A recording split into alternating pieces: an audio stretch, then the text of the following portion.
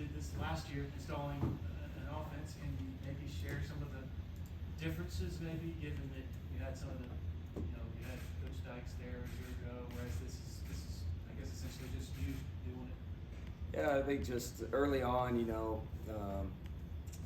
at the last place, just like you mentioned, there was some familiarity with kind of what we were doing in terms of scheme, and some of the coaching were already prone to kind of what we did. So that helped at the last place, and here it is. Look, definitely a fresh start. Change in some terminology and things of that nature, but a lot of things conceptually are the same. It just may be taught a little differently, different philosophy, just kind of a different way of thinking more than anything. And that's what's been neat to see so far. The buy-in from the staff, from day one, of just kind of being open-minded and really just digesting everything we're trying to accomplish. And up to this point with our players, they're eager to really learn this quickly and just kind of get in a groove. And that's what's been good so far is 3 days into it. I think it's a good foundation for us from a player standpoint. Here you mentioned offensively, terminology is the big thing. But for an offensive line, is there much structurally different? Like you can see pretty much receivers, some of the differences in Davo's talked about them. But the offensive line, is it more the terminology, or are there tweaks and different things? Yeah, not a big wholesale change or anything up front. Again, I think probably just kind of dumbing it down. It's more about just kind of having an identity, being consistent with what we're doing, and those guys getting a million reps at doing the same thing. Up front, at the skill position, at the quarterback position. That's more than anything. That's probably the biggest difference. I guess Davo was talking about how the receivers do not switch sides, so you get lined up a lot faster. How much tempo do you like to use, and do you have a goal in terms of from whistle to snap, we want to have it off in this many seconds? No, not really. I haven't put a set limit or kind of a number on it yet. It's really just what we feel like our guys can handle, number one. And number two, everybody loves to play fast, but defenses have caught up and know how to play against tempo defenses now too. And certainly against some people you feel like you could have an advantage with tempo, but to me it's what's more important is dictating the tempo. Okay, if you just play fast all the time, that may play into the hands of some people. So to me, dictating the tempo is kind of the premium. But with kind of the way we line up, the way we formation and things like that, it does give us the ability to play a little bit faster. Garrett, what has the process been like as far as evaluating personnel and trying to learn strengths and weaknesses of the players you have on the roster? Say it again, sorry, I missed your first part. Just evaluating the personnel of the offense and what that process has been like. That's been the fun part, is I get to come in with a complete clean slate for a lot of guys and unbiased, opinions on people, and I kind of get to see it through a different lens. So I think it's probably maybe in a way a little refreshing for some of our current coaches, right, that have known these kids, have seen them every day, and they may hear kind of a different opinion or a different voice on some guys that maybe they didn't think that way in the first place. But that part's been great. That's the fun part, is you get to evaluate what you do have. And if y'all seen a little bit of our practice early on, we're repping a lot of guys here, as you should in spring, to really kind of get a great sample size on these guys. Just to follow up, how much of that is going back and watching film from last year, and how much is kind of going off of what you see in practices and stuff? For me, it carries more weight of what I actually see now. Certainly I watch the film and games of everything from the past couple of years, really. And, that gives me a little bit of a grasp of kind of what we have, and guys that has some experience and some continuity at some spots. But, it carries a little bit more weight with what I'm seeing right now in front of me. You mentioned not flipping the receivers as being something that's different. As far as the splits, will there be any difference from previously here with the receiver splits, like being wider or anything? We can get to anything, really. We can condense it down, we can widen them out, but from just kind of a normal alignment, it's not a whole lot different than probably what you saw last year. I guess how do you, obviously the offense as a whole, but Cade, in terms of him picking up the lingo and what you're trying to accomplish, and how quickly do you feel like he's absorbing some of the concepts that you want to absorb? I think quickly, and again, we're all about simplicity and making it easy for that guy, number one. I mean, that's the whole thing. If it's easy for the quarterback, odds are you're gonna reap the benefits of that eventually. So he's grasped it well. I think all those guys have. They've had a great mentality from day one of learning in that quarterback position room. I think we got smart kids in there, guys that understand football. But yeah, Kay specifically, a lot of things that he's kind of done at the high school level and things we did last year. It's just probably doing a little bit more and higher repetition of it. From your perspective, did the immediate buy-in from Kate and others as well come from the simplicity that you're referring to? Because he was just glowing the other day when he's talking about how much fewer plays there are compared to last year's plays they would take to a game. Sure. I mean, I'm sure that gives him some comfort, of just in 3 days into it, of having a pretty good grasp of going into a practice and just having some confidence with what you're doing at an early age or an early stage of where we're at offensively. That's a good thing, right? And I think that's probably the biggest thing with our quarterbacks right now is, may not be executing it great right now in 3 practices in, but in terms of mentally where we're at, they've got confidence with what we're doing, and so that's a testament to our kids. 3 practices in, can you just assess what you've seen out of CV so far? CV, yeah, he's a talented dude. He's a big kid now. Fun to watch, eager. Mentally, he's a sharp kid. I mean, it's all kind of going fast and new as you would expect for a young quarterback, but the guy's not phased. You know what I mean? I mean, he's a very poised individual, and so, skill set wise, there's a lot to love about him. But he's had, like I said, he's been a poised guy early on, which is a good sign for a young quarterback. Noble Johnson, how familiar were you with him from Texas recruiting, just kind of what you've seen from him so far? Yep, I've known Noble for a couple years now. I've watched a lot of his film and his games and seen him in person, and so he's one that's getting a ton of reps right now, and physically he's a gifted guy, and so we just got to kind of bring him along, and he's already made strides here in just a couple of days. From day one, you can already see some improvement. So same thing, he's an eager individual, but physically gifted. As far as not flipping receivers, I guess what do you feel like that gives you on offense? I know Dabo talked about tempo, but is there more to it to not do that? Yeah, before tempo, the biggest thing is you just get guys in the same spots and they do things over and over again, and a guy can master, if he's on the left side, he can truly master catching the ball over this shoulder. You get a guy on the right side all year, all day long, he gets to become where he's a master at catching over this shoulder. So things like that where they just do it over and over and over again, and they're not flipping all the time and getting used to a million different things, and so there's some comfort level with just kind of being in the same spot a lot.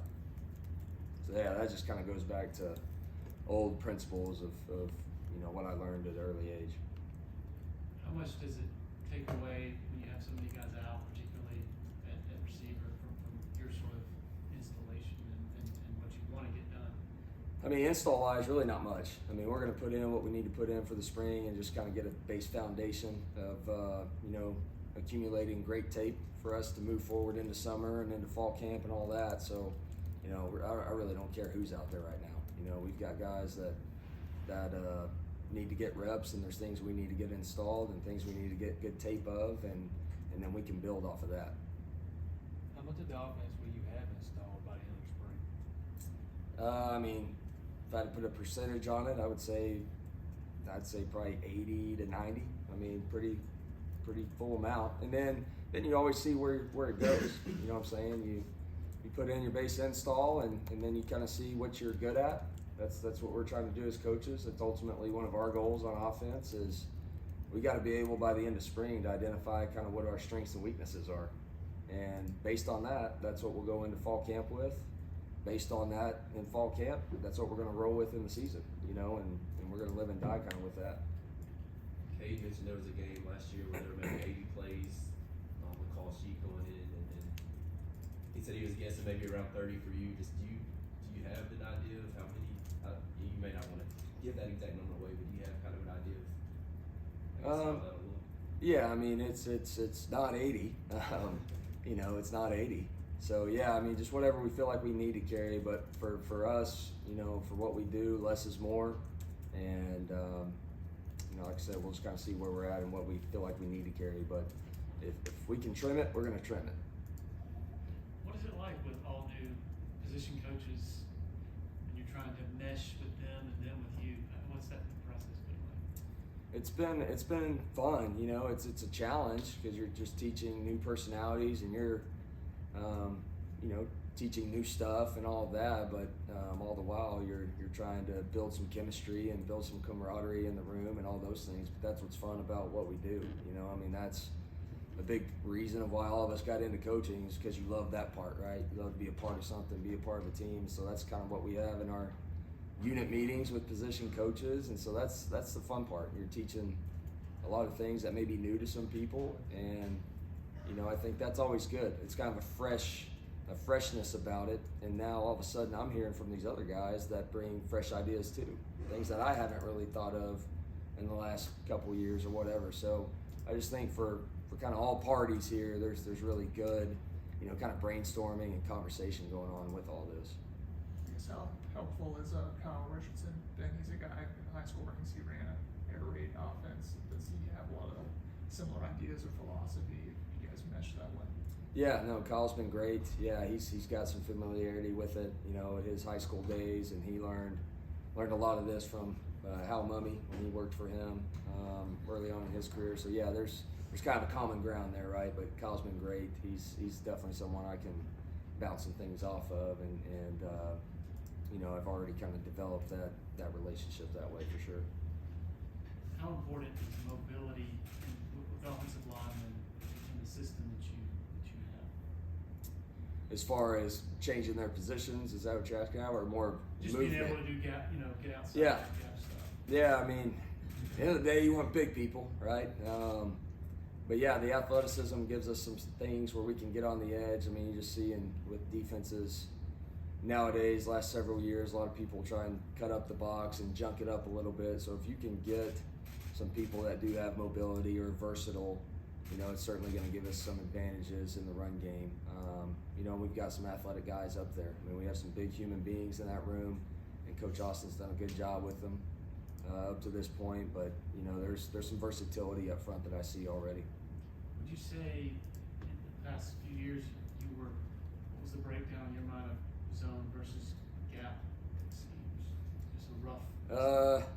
It's been different the last couple of years with each team. Each team's been kind of different, but you know, I'd say we've probably been a little bit heavier zone just altogether than the gap scheme stuff. But you know, last year at TCU we were probably a little bit better gap team with those guys. So just again, kind of depends on what we're good at and what we feel like we have. But I would say we've been a little heavier zone just the last couple of years. You know, and Clemson's had a great run, had a great, you know, statistical run last year with inside zone. So it's something that I know we have a lot of confidence here. We've done it well for a long time here. State of Texas traditionally hasn't been a huge recruiting footprint for Clemson. They've gotten a couple guys last few years. What has it been like for you, having recruited the state for several other schools to now go in on Clemson's behalf? It's pretty cool. Yeah, it's pretty cool to wear that pall. There's no doubt. But yeah, it's you know, there's a lot of people in Texas I think have a great respect for this brand and what Clemson's done, certainly the last decade, and so I think there's a lot of, like I said, a lot of respect out there in that state for Clemson.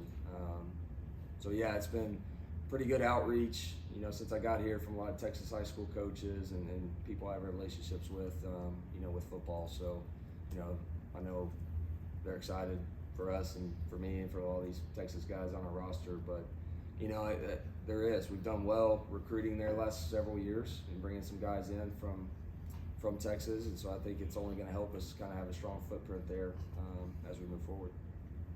I guess last year at TCU at Max Duggan was a quarterback who run the ball, you know, run with some power. Cade's a guy who's got some speed. How do you assess Cade as a runner, and what are his strengths, and how do you utilize those? Yeah, he's athletic. I mean, Cade's kind of, you know, I don't want to say sneaky fast, but I mean, he's a very versatile, you know, athlete. You know, I mean, you go back and watch high school tape, he was running around pretty good there at Westlake. So, I mean, he brings he brings athleticism. He's a guy you can certainly run. You know, you got to be smart with him. He's not the biggest guy in the world, so you know you got to be mindful of that. But he's definitely going to give you an element in the run game for sure. You mentioned earlier you're bringing a different way of thinking. How would you describe the different mindset you're trying to sort of implement here with the players, coaches, everybody in the whole offense? I think more than anything, it's just let's get good at a few things, you know, and let's grow from there. But let's just kind of dumb it back down, kind of start fresh in terms of, like I said, just getting really, really good at, you know, at a few things. Gain an identity early here in spring football. Let's come away with an identity offensively, and then, like I said, that will grow. You know, and just don't get bored with routine. Don't get bored with doing things over and over and over again. That's something that, you know, our guys have to buy into, and I think we have so far. Now we're early in spring football. It's easy to do it early, so we'll see how we progress or if we can sustain that all the way through. So how do you try to make sure that it doesn't become monotonous? Is there a way to make it not that way, or they just have to have the mental? Yeah, I think mentally it's them seeing, you know, obviously you want to see some results that come along with that, right? And can kind of validate why you do some things. And I think we're seeing that early on here in 3 practices. But, you know, and then the other thing it does too, it allows you, when you do so few things and you just do it over and over again, well, now all of a sudden you can move players around and they know what to do. You can take that receiver we talked about earlier, that receiver that's always on the left, but you may have an injury on the right and you need to move him over now to that other position. Well, because you're doing the same stuff all the time, that receiver knows what to do over there just because you've done it over and over again. He has seen it on tape over and over again. And so now that kind of gives you some flexibility to move guys. You know, so I think that's kind of another part to it as well. What type of success have you seen in the last 3 days that has sort of instilled that confidence? I've been proud just operationally, you know, I mean, getting the call, getting lined up, people in the right spots, those are always things you worry about kind of early on. You know, we really started well that way on day one, and that was, I don't know if surprising is the right word, but I was pleased about that after seeing it from day one. So I just think operationally, that's the biggest thing, number one. Number two, I mean, we're running around, you know, I mean, we've got guys that are hungry and laying it out there 3 days straight. That's tough, you know, especially starting out with a new system and new installs and all that stuff. So I just think our speed, the way we get lined up, and then operationally speaking, that's been definitely a plus and a positive so far. I know you talked about the quarterback some. Is there anything else personnel-wise that kind of stands out about the offense? Yeah, I mean, obviously our backs, you know, those couple guys back there, and then a couple, you know, kind of reserve guys that are going to be fighting for depth. You know, there's been some nice flashes between a couple of them so far. Tight end room, you know, you've got versatility there. You've got quite a bit of athleticism in that room right now, you know, and so that's been good to see. That's been good to see in some of the passing game and the running game so far. So I think some of the versatility and the variety we have, you know, at the tight end position and in the running back room, it has been a good sign so far. Talk about some of the bodies in the tight end room. Jake Burning-Stool, have you had guys that profile like him, or is he unique in terms of? He is unique. I mean, I've been around some similar types to him, but he's very athletic. I mean, he's got a lot of range to him, and then he can really run. You know, this is a guy that can really run, and so he's going to present some matchup problems in one-on-one situations. There's no question about it. You know, Sage has done a nice job getting him back. I know he's been injured, but getting him back and seeing some of his physicality early on has been good. And then Sap's made a couple nice plays here in the first couple of days. You know, he's athletic. He weighs more than you think. He's almost 240 or something. You know, and so he's one of those bodies that you feel like you could probably do just about anything with. You know, he's strong enough to hold up in the box, and he's certainly athletic enough to be displaced or flexed out. I guess how creative can you get with a guy like Will Shipley in terms of his ability to run, but also Yeah. as a receiver? Yeah, I mean, you can get pretty creative. Yeah, I mean, again, it's a physically physically and skill set wise, what can he handle? But probably more important is, mentally not overloading him. And that's certainly something we're not going to do early on in spring. But, he's a guy that mentally can handle some things. And so he's a guy you can do a lot with and move around and kind of get him in some different matchups. David, I'm in the back of the room. Sorry if this has already been asked. I see a lot of new drills, and I see that you're very intentional about some of the things you can do. What does it mean to Coach Sweeney kind of allows you to bring some of the stuff you've used in the past and incorporate it into what you're doing? And how important is that to you to kind of teach your way?